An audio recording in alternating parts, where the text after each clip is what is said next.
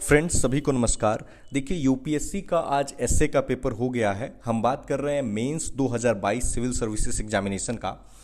जिन विद्यार्थियों को नहीं पता हो, देखिए दो सेक्शन होते हैं, सेक्शन ए और सेक्शन बी।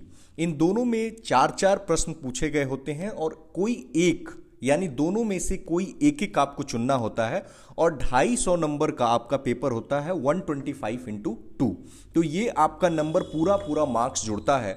और मैं बताऊं एसए का पेपर पूरा पूरा गेम चेंजर होता है। मतलब एक कैंडिडेट को 70 भी मिलता है और किसी को 170 भी मिलता है, तो इतना का डिफरेंस आ जाता है। इसलिए यह पेपर बहुत महत्वपूर्ण है। और मेरा पर्सनल एक्सपीरियंस है यूपीएससी के साथ कि अगर आप कम से कम मेहनत में भी एससी के पेपर में बहुत अच्छा स्कोर कर सकते हैं। थोड़ा सा हम उन पे भी बात करेंगे, बट आइए देखते हैं कि कितना सुंदर प्रश्न यूपीएससी ने पूछा है। मैं दोनों मीडियम में पढ़ता हूं। देखिए पूछता है कि आर्थिक समृद्धि हासिल करने के मामले में वन सर्वोत्तम प्रतिमान होते हैं, यानी forest are the best case studies for economic excellence. यहां पे आपको क्या करना है, टोटली आपको फॉरेस्ट का इकोनॉमी में क्या इंपॉर्टेंस है, आपका मेन फोकस इसमें होना चाहिए। जैसे मान लीजिए कि इकोनॉमी में क्या आता है, आपको उस तरह के इंडिकेटर्स को फाइंड आउट करना पड़ेगा। जैसे इकोनॉमी में आपका आता है GDP, per capita income, human development, या फिर फॉरेस्ट की बात आएगी तो आप ट्राइबल डेवलपमेंट की जरूर बात करेंगे, जैसे माइनर फॉरेस्ट प्रोड्यूस। तो इनमें इन्वायरमेंटल एंगल को भी जरूर आप लेंगे। सस्टेनेबिलिटी हमेशा, गुड गवर्नेंस, सस्टेनेबिलिटी, इन कॉन्सेप्ट्स को हमेशा इंक्लूड करना है। ठीक है। दूसरा है कि कवि संसार के अनधिकृत रूप से मान्य विधायक होते हैं, यानी poets are the unacknowledged legislators of the world. मतलब एक ऐसे विधायक हैं, लेजिस्लेटर्स हैं, कवि, जिनको एक्नॉलेजमेंट नहीं मिल पाई है। ऐसा क्यों कहा जा रहा है? ऐसा इसलिए कहा जा रहा है क्योंकि कवि, आप देखिए जितनी भी कवियों का आप पढ़ेंगे, चाहे वो रामधारी सिंह दिनकर हो, मतलब उन कवि में एक संदेश होता है और वो संदेश समाज के लिए बहुत ही प्रेरणादायक होता है। और यही कारण है कि इस टॉपिक को लिया गया है। तो आप एग्जाम्पल्स के माध्यम से इसमें अलग अलग एग्जाम्पल्स देंगे और फिर थोड़ा सा तथ्य का भी यूज आप कर सकते हैं। हम बताएंगे कि ऐसे में बेसिकली करना क्या होता है, बट बिफोर दैट आप इन चीजों को देखिए कि क्या क्या पूछा है। इतिहास वैज्ञानिक मनुष्य के रूमानी मनुष्य पर विजय हासिल करने का एक सिलसिला है, यानी history is a series of victories won by the scientific man over the romantic man. यह यहाँ पे बताता है कि इतिहास में यहाँ पे रियलिज्म को वरीयता दी गई है। ठीक है।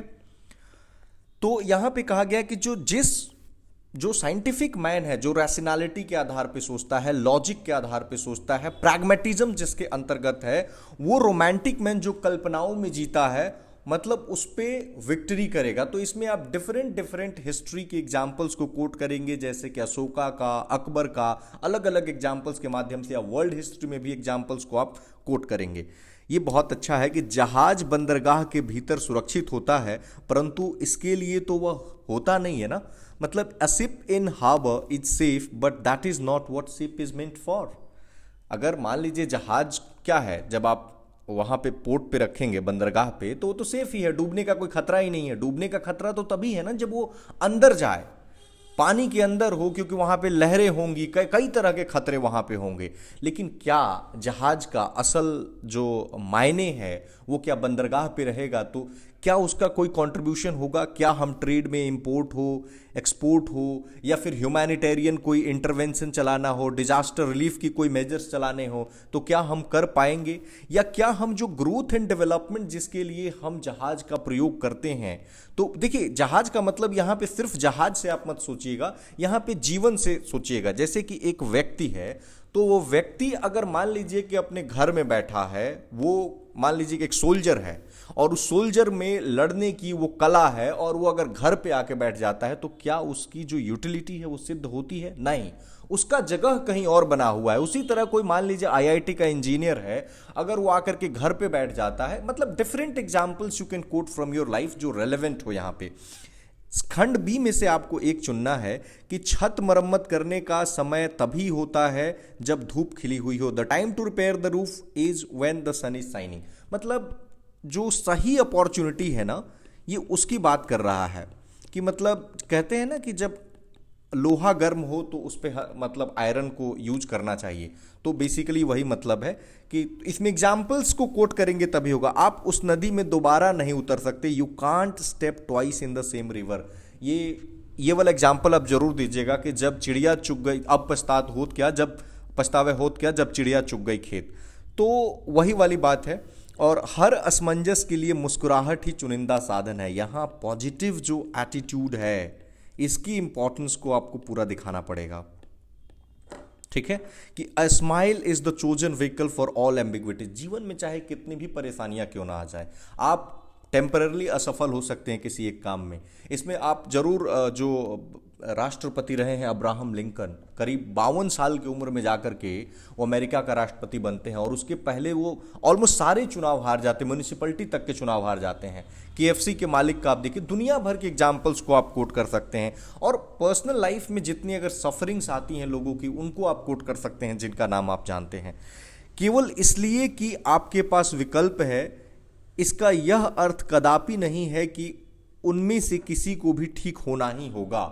वैसे भी यूपीएससी एक्सट्रीम को सही नहीं मानता है। वही है कि just because you have a choice it doesn't mean that any of them has to be right. मतलब मान लीजिए आपके पास बहुत सारे विकल्प हैं, चॉइसेस हैं, तो इट डजंट मीन कि वो सारे विकल्प में से कोई ना कोई सही होना ही होगा। यानी कि ये कह रहा है कि कांस्टेंट आपको विकल्प का सर्च करते रहना चाहिए और जो ऑल्टरनेटिव्स है उन ऑल्टरनेटिव्स का एंड नहीं होता है। आपने एक लाइन सुनी होगी कि यह धरती वीरों से भरी पड़ी है।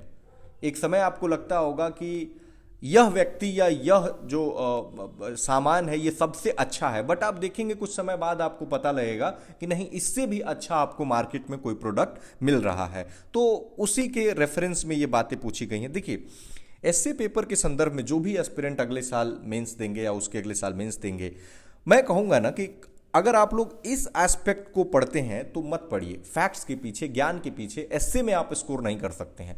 You can score in the GS paper, you can score well in the optional paper, अगर आप ज़्यादा से ज़्यादा नॉलेज को बटोरते हैं। बट आई वुड से कि एस्से पेपर में काम करता है थिंकिंग। कोई मुद्दा लीजिए, जैसे यही मुद्दा एक है, इस पर डिफरेंट एग्जाम्पल सोचिए। अच्छा, और क्या एग्जाम्पल्स हो सकता है, उसका कीवर्ड्स जो है वो अपने एक डायरी मेंटेन कीजिए, एक कॉपी लीजिए छोटा सा, उसमें लिखते जाइए, क्योंकि आप भूल जाएंगे कुछ समय बाद, ठीक है। और आइडियाज पे बात करना होता है। फैक्ट्स 10% से ज़्यादा, maximum 15%, and only use the facts just for the purpose of elaboration या टू प्रूव समथिंग, कि आप इस फैक्ट का यूज कर रहे हैं कुछ चीज बताने के लिए। Do not use the facts just for the sake of using the facts या showing your knowledge, because that is not going to help you.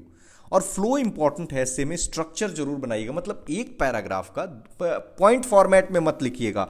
बहुत सारे लोग पॉइंट में लिखना शुरू कर देते हैं, नो, आपको पैराग्राफ के फॉर्म में लिखना है। और एक पैराग्राफ का दूसरे पैराग्राफ से लिंकेज हो, मतलब कि ब्रेक नहीं होना चाहिए। कहते हैं ना, ये चाय का प्याला मैंने लिखा है कि ऐसा होना चाहिए कि मैंने किसका सुना था याद नहीं है, लेकिन उन्होंने कहा था कि ऐसा होना चाहिए आपका निबंध कि अगर एग्जामिनर एक हाथ में चाय का प्याला ले, कप लेता है, और दूसरे हाथ में आपकी कॉपी लेकर पढ़ना शुरू करता है एक घूंट पी करके, और इतना रोमांचक तरीके से आपने भूमिका बांधी है कि पढ़ते पढ़ते पढ़ते पढ़ते इतना मजा आए कि अंत तक वो पढ़े और उसकी चाय ठंडी हो जाए, उसको याद तक न रहे कि ये हो सकता है। ऐसा नहीं है कि नहीं हो सकता है। आप सवाल उठाइए, फिर उन सवालों को एड्रेस कीजिए। यहाँ फैक्ट्स ज़्यादा काम नहीं आएंगे, ठीक है। बाकी जो क्वेश्चन पेपर्स हैं, हम कुछ दिनों में डिटेल में डिस्कशन करेंगे मेंस का, यूपीएससी के मेंस के क्वेश्चंस का। धन्यवाद।